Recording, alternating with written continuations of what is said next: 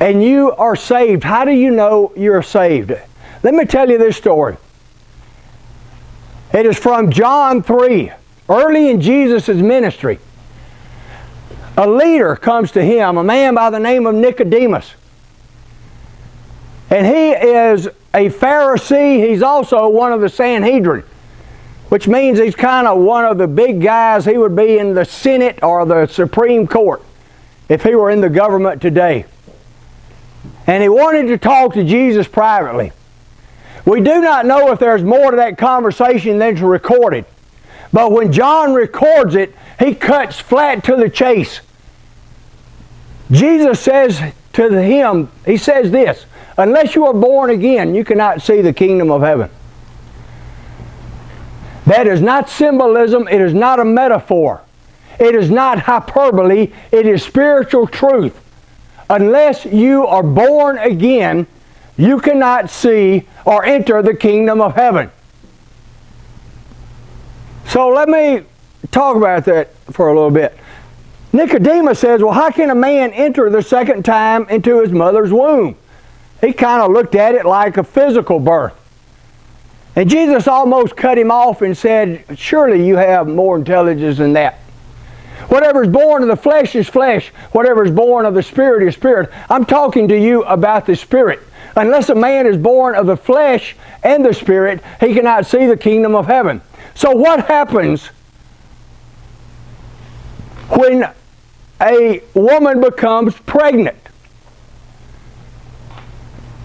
A woman becomes pregnant, there is a birth, if you will. There is a combination of two genes. And there is a new life there. I've had people tell me, well, I've been saved, but I don't feel any different and I don't look any different. Guess what? When a woman becomes pregnant, she doesn't feel any different. She doesn't look any different. She might not act any differently. But over time, as that child grows in her womb, it starts to affect the woman.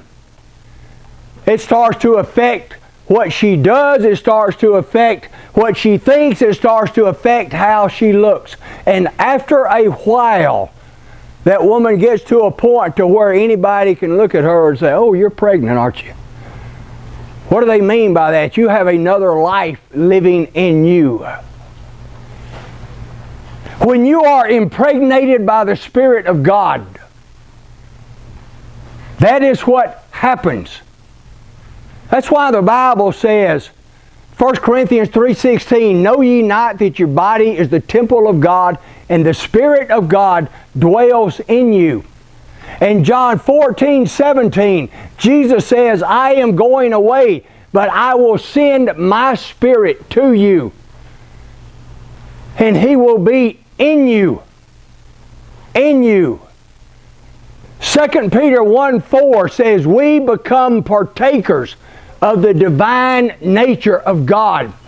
In other words, when you are saved, you are literally impregnated with the Spirit of God.